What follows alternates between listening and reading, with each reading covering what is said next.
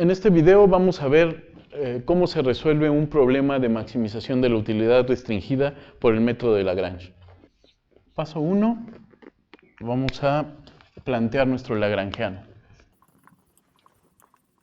Nuestro lagrangiano está compuesto de la función objetivo, la sensibilidad y la restricción. Nuestra función objetivo es x1 y x2, maximizar la utilidad de x1 y de x2, que x1 nos da la tercera parte de la utilidad y x2 nos da 2/3 partes.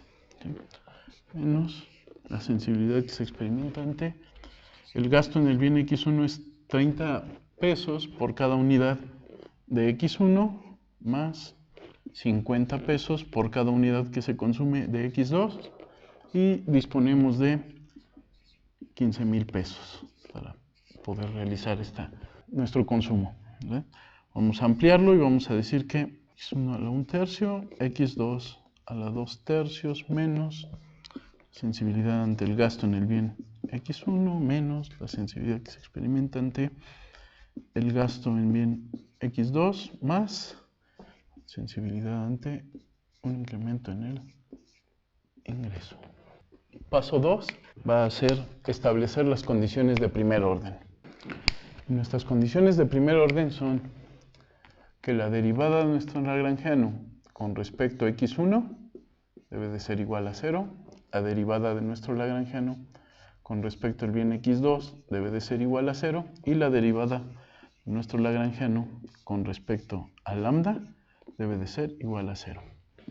Entonces vamos a ver, la función con la que vamos a trabajar de lagrangiano es y vamos a hacer la primera derivada. ¿Sí? Tenemos una multiplicación, por lo tanto vamos a dejar la constante ahí, vamos a decir que x2 tiene exponente a la 2/3. Y vamos a hacer la derivada de esta, su derivada sería 1/3 de x1 a la menos 2/3. Luego menos, tenemos una multiplicación de dos constantes por nuestra variable, dejamos las constantes, decimos que es lambda 30 y la derivada de x1 con respecto a x1 es 1, entonces así lo dejamos. Estos términos son constantes, por lo tanto ahí dejamos la operación y por la definición que habíamos hecho aquí, vamos a decir que esto debe estar igual a 0. Esta va a ser nuestra ecuación número 1. Vamos a hacer ahora la derivada con respecto al bien x2. Nuevamente tenemos la multiplicación, vamos a dejar el término x1 constante, vamos a decir que x1 tiene exponente a la 1/3 y la derivada de x2 a la 2/3 sería 2/3 de x2 a la menos 1/3. Como esto es una multiplicación, vamos a dejar que aquí tenga el 2/3 y aquí vamos a decir que x2 está derivado a la menos 1/3. Continuando, tres constantes, la derivada de las tres constantes es 0, pero aquí sí tenemos la variable en cuestión, entonces vamos a derivar. Y como es una multiplicación, vamos a dejar las dos constantes menos lambda 50. La derivada de x2 con respecto a x2 es 1 y el siguiente término es 0. Entonces aquí terminaría nuestra derivada. Por la definición nuevamente que tenemos aquí, esto sería igual a 0 y esta sería nuestra ecuación número 2. Ahora, la derivada de nuestro lagrangiano con respecto a lambda va a ser todo este término de aquí, no tiene lambda, son solo constantes, entonces ese término es 0. Y aquí vamos a tener multiplicaciones, ¿sí?, de dos constantes o de una constante por la variable en cuestión, entonces solo vamos a mantener las constantes. ¿Sí? Vamos a decir que esto es menos, la derivada de esto es menos 30 x1 menos 50 x2 más 15,000 y por la definición que tenemos aquí lo vamos a igualar a 0. Si estos dos términos los pasamos de este lado nos quedarían positivos y podríamos decir que 30x1 más 50x2 sería igual a 15,000. Esta sería nuestra ecuación número 3, es nuestra restricción. El paso número 3 sería encontrar las pendientes. ¿A qué me refiero con encontrar las pendientes? Si nosotros sabemos que el consumidor maximiza, ¿sí?, su utilidad cuando la curva de indiferencia más alejada del origen toca en un solo punto a nuestra restricción presupuestaria y decimos que esa es la canasta que nos permite maximizar. Nosotros, de las posibles combinaciones que tenemos, esta es la única que nos da el nivel de utilidad más alto que podemos alcanzar. Este que tenemos aquí sí es un nivel más alto de utilidad, pero ya no está dentro de las posibilidades de adquirirse. Eso es lo que estamos buscando, ¿sí? Una canasta en donde se cumple la condición de tangencia. La condición para garantizar que se cumple una condición de tangencia es necesario igualar las pendientes.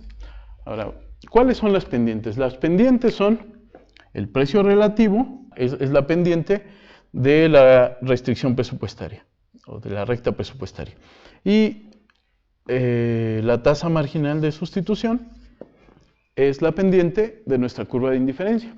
Estas dos pendientes las vamos a encontrar aquí, en las ecuaciones 1 y 2. El precio relativo es un comparativo de bienes, de precios, es decir, el precio 1 comparado con el precio 2.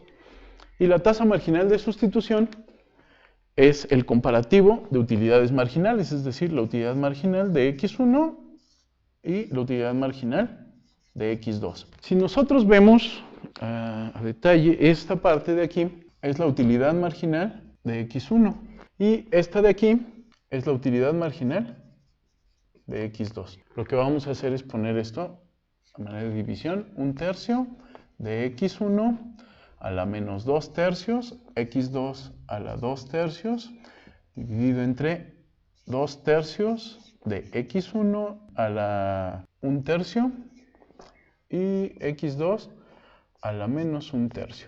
Y lo vamos a ver, esta parte de aquí también es el precio del bien X1 y esto, el precio del bien X2, los contiene. Si lo igualamos, diríamos que esto es, lo pasamos de este lado de la ecuación y es lambda 30 entre lambda 50. Lambda entre lambda se hace 1 y solo nos queda el precio. Es decir, que aquí ya tenemos la tasa marginal de sustitución y el precio relativo y ya los igualamos.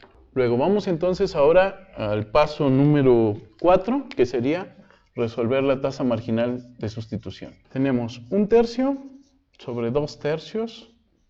Tenemos X1 que tiene exponente a la menos 2/3 y le vamos a restar por la ley de los exponentes el 1/3 que tenemos abajo.